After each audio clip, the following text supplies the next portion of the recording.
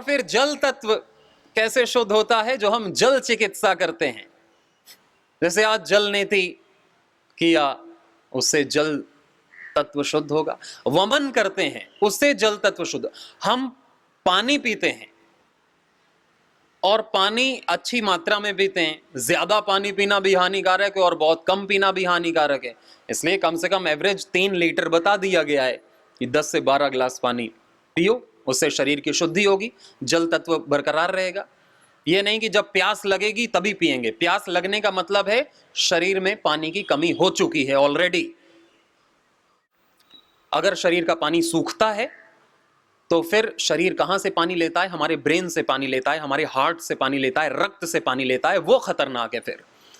फिर ब्रेन कमजोर होगा, हार्ट कमजोर होगा और रक्त मोटा होने लगेगा। पानी की कमी नहीं होनी चाहिए। अंतरिक्ष जल सबसे शुद्ध जल बताया गया आयुर्वेद में। बारिश का पानी, उसको बारिश का पानी सबसे शुद्ध और मेडिकेटेड बताया गया है। उसको पीना, उससे स्नान करना, उससे सारे चर्म रोग जाते हैं। सारे चर्म रोग मिटते हैं वर्षा के जल से, स्नान करने से। वर्षा का जल पिया भी जाता है शुद्ध हो तो।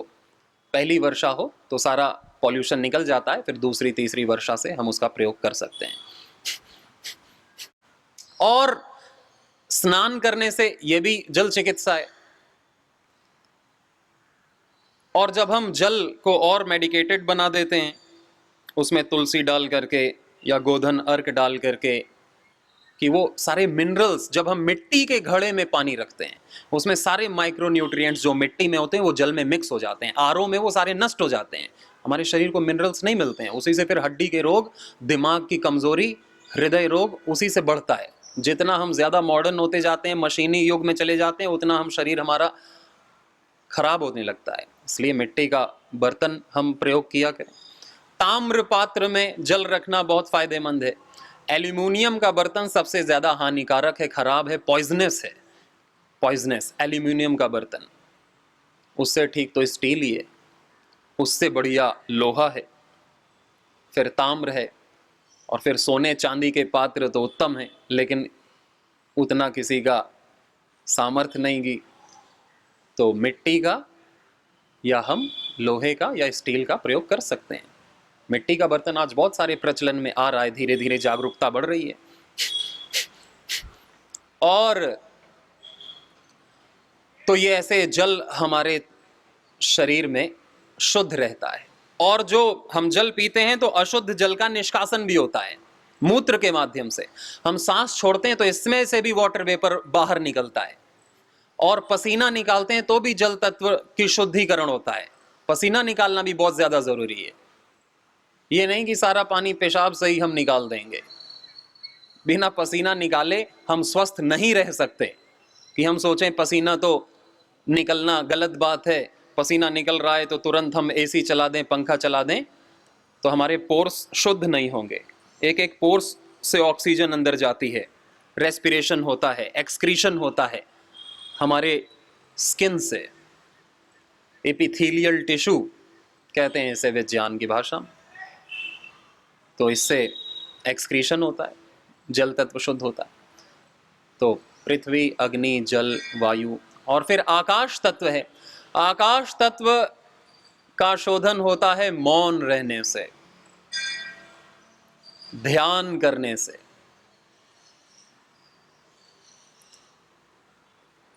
त्राटक करने से, एकाग्र रहने से।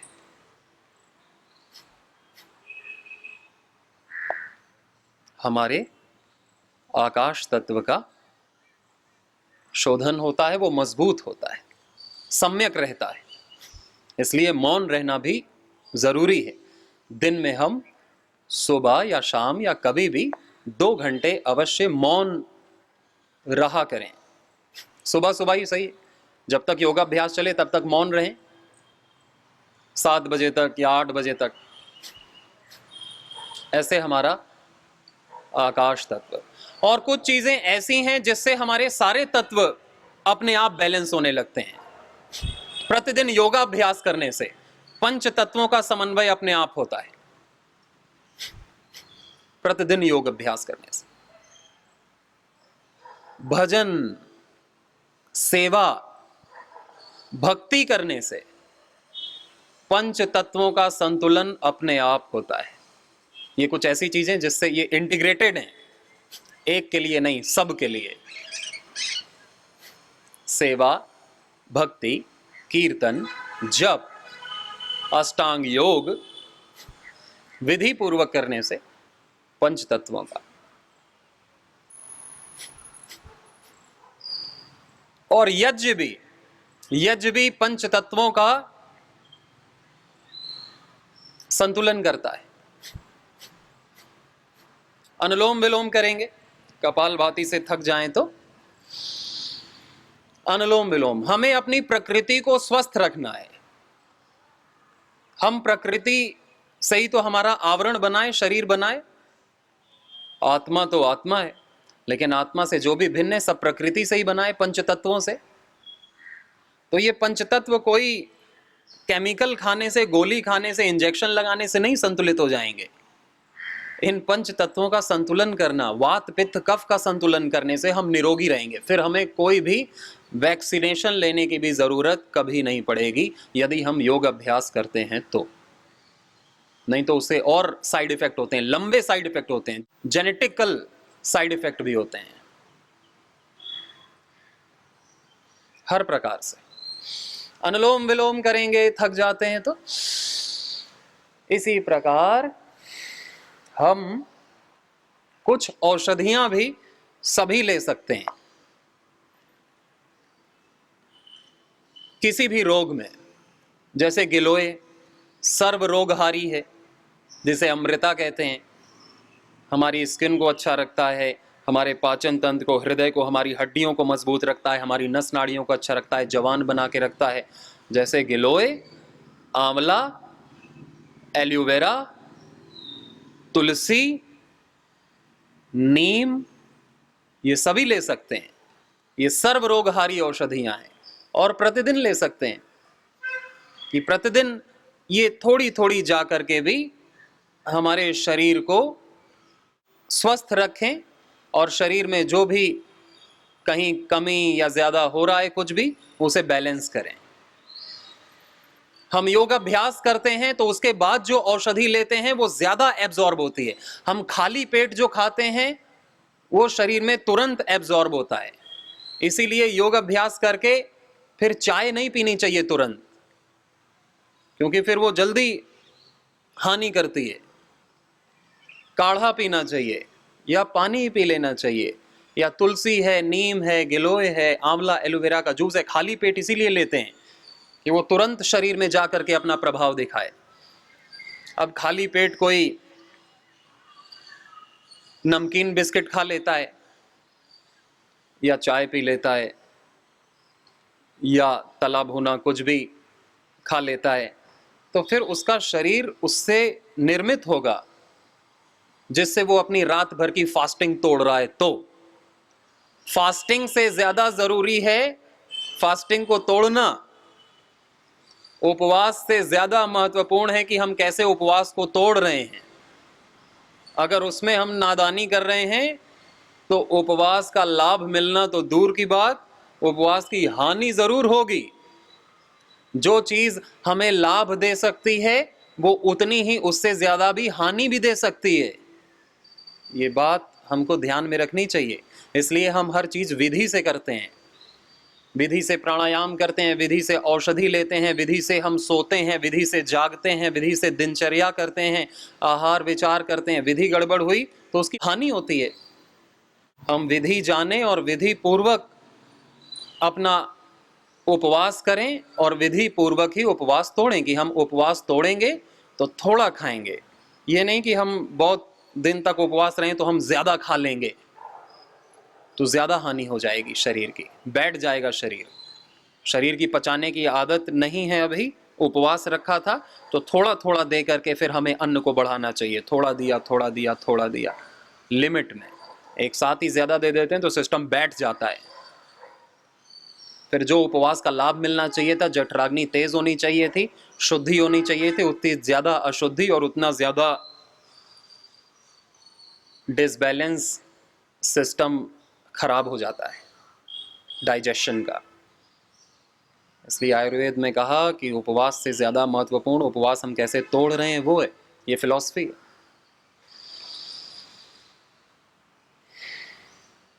अनुलोम विलोम सारे शरीर के हर अंग के विकार को दूर करने के लिए कपालभाति, अनुलोम विलोम, भ्रामरी, उद्गीत और शुरुआत में भस्त्रिका। चाहे दिमाग खराब हो या आंखें खराब हो या हृदय खराब हो या शरीर का कोई भी अंग खराब हो, फिर बाद में पूछते हैं मेरे इतने में दिक्कत है मैं क्या करूं, मेरे इतने में दिक्कत है। अलग अलग दिक्कत के लिए कोई अलग अलग चीज नहीं है, कोई अलग अलग गोली नहीं है। बस हम योग करना शुरू कर दें और कायदे से बिना प्रश्न पूछे हम 2-4 महीना योग कर लें, फिर उसके बाद कुछ ना ठीक हो तो फिर हम प्रश्न पूछें। हम एक दिन योग में आते हैं और तुरंत हम प्रश्न पूछते हैं कि चलो तुमने जो करा दिया वो तो ठीक है, अभी इसका क्या करूं मैं बता क्या रहा हूं 5 दिन से, ये मैं वही बता रहा हूं जो आपको करना है।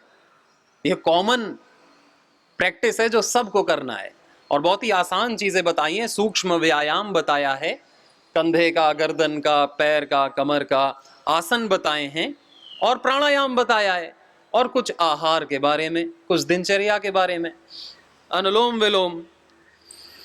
अब हम करते नहीं हैं, हमारी आदत है ना करने की, आलस्य करने की, या क्योंकि आदत नहीं है।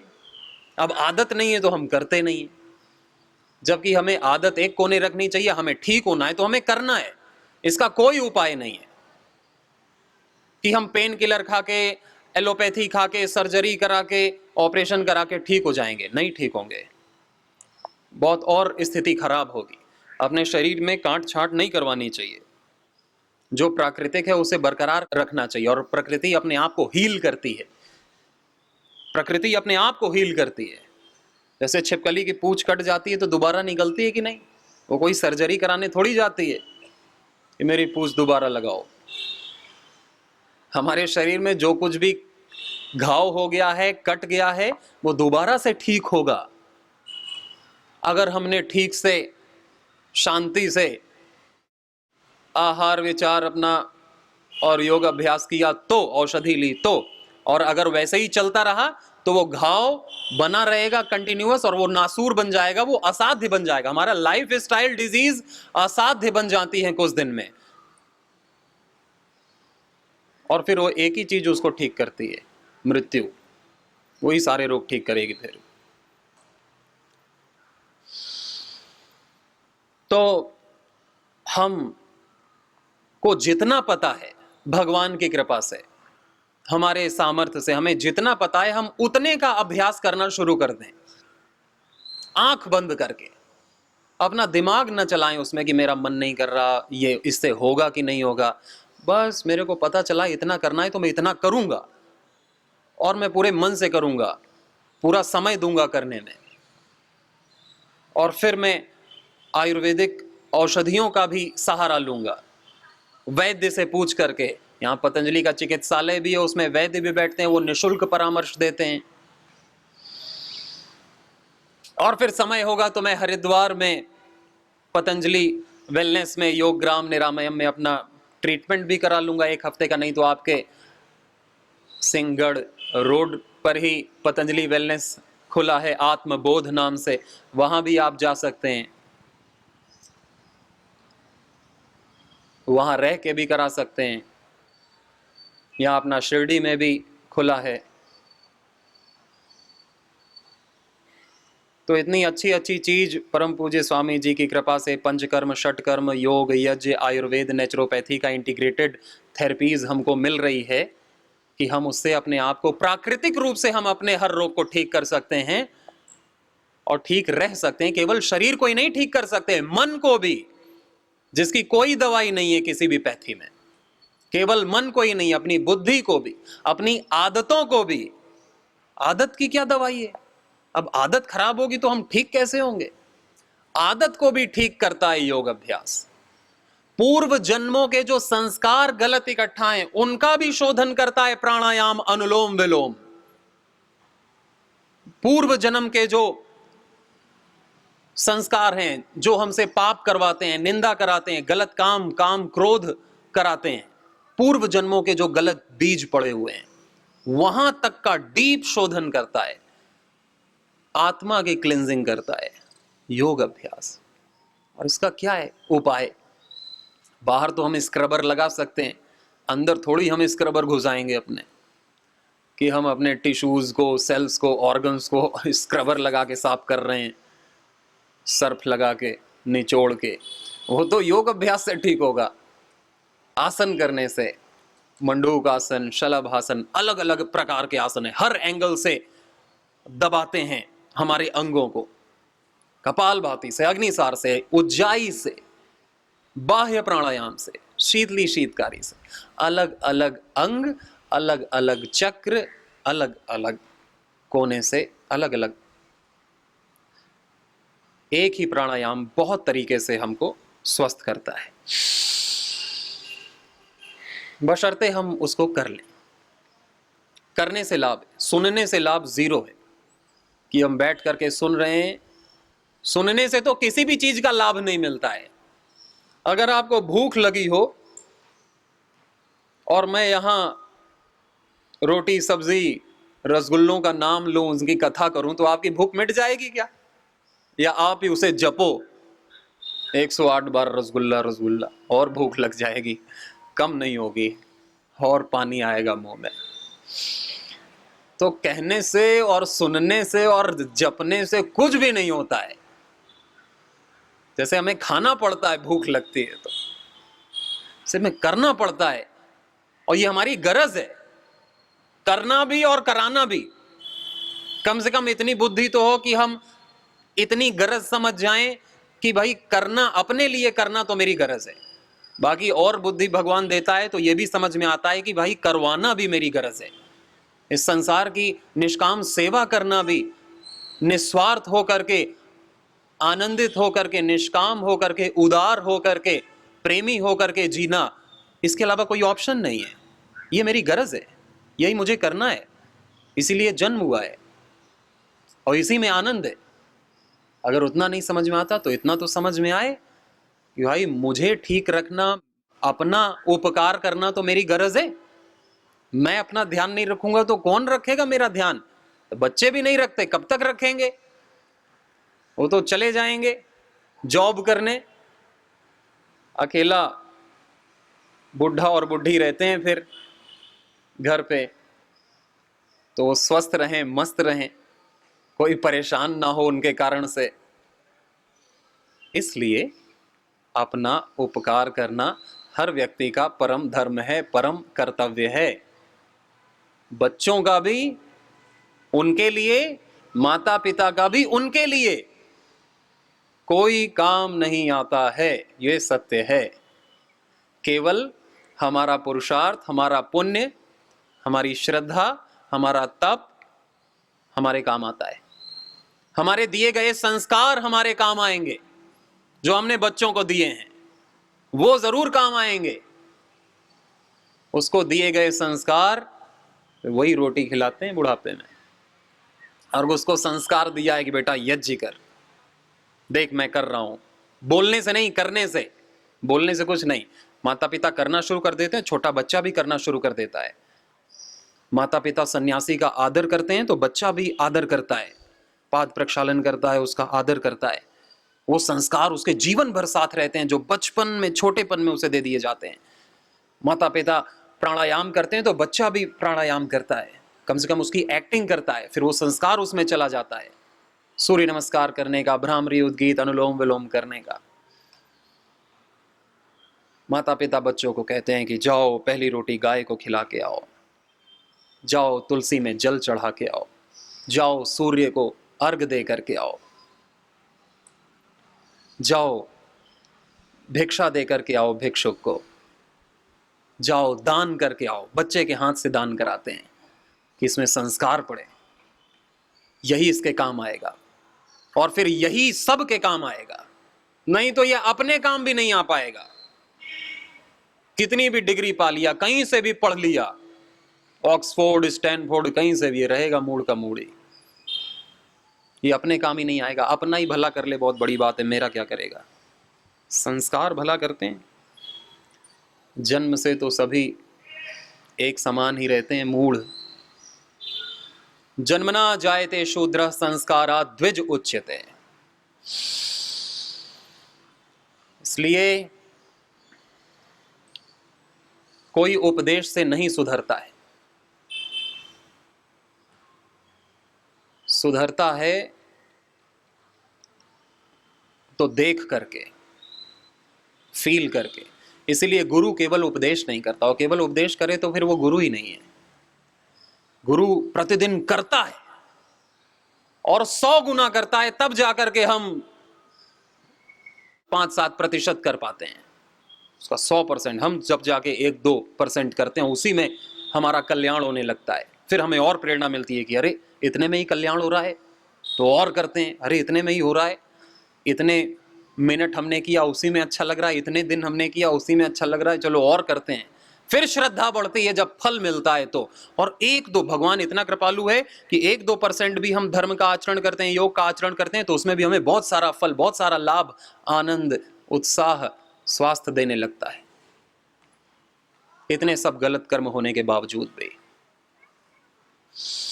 कि इसकी श्रद्धा तो बन जाए, फिर ये स्वचालित हो जाएगा, सेल्फ डिसिप्लिन्ड हो जाएगा।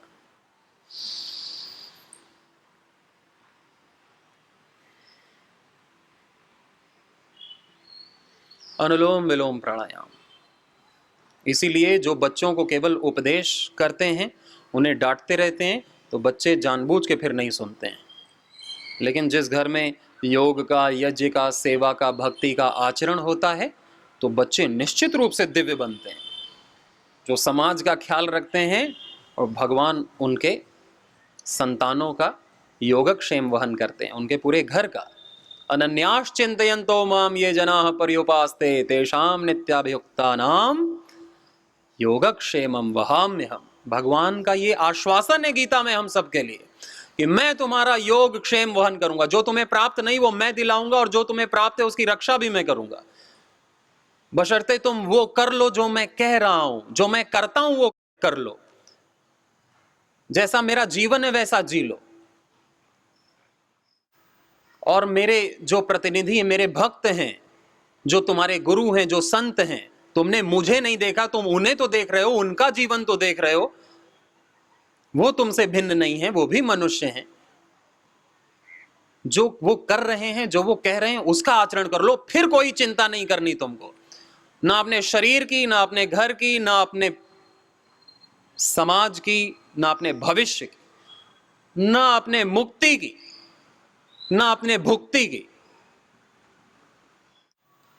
उससे कुछ मांगने की जरूरत नहीं पड़ती, फिर बिना मांगे ही सब कुछ मिल जाता है, क्योंकि वो अंतर्यामी है।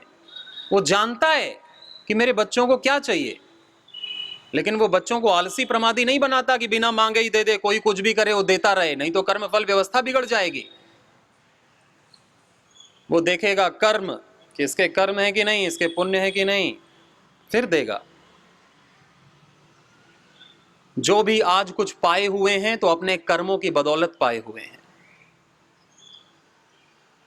भले ही आज उनके कैसे भी कर्म है वो भी भोगेंगे वो, लेकिन जो भी प्राप्त है वो उनके कर्मों से, चाहे सुख प्राप्त है या दुख प्राप्त है, चाहे अपमान प्राप्त है या सम्मान प्राप्त है, कर्मों से। उसके अलावा बस कर्म की करेंसी चलती है भगवान के यहां। कर्म प्रतिपल हमसे हो रहा है, या तो हम ज्ञान पूर्वक कर्म कर लें, नहीं तो आलस से प्रमाद में कुछ ना कुछ तो हो ही रहा है जो हमने सोचा नहीं होता। भगवान ने कहा सोचो मत, करो, ज्ञान पूर्वक करो, भक्ति पूर्वक करो, मेरे आदेश पूर्वक करो, शास्त्रानुकूल करो, गुरु आज्ञा में रहकर करो।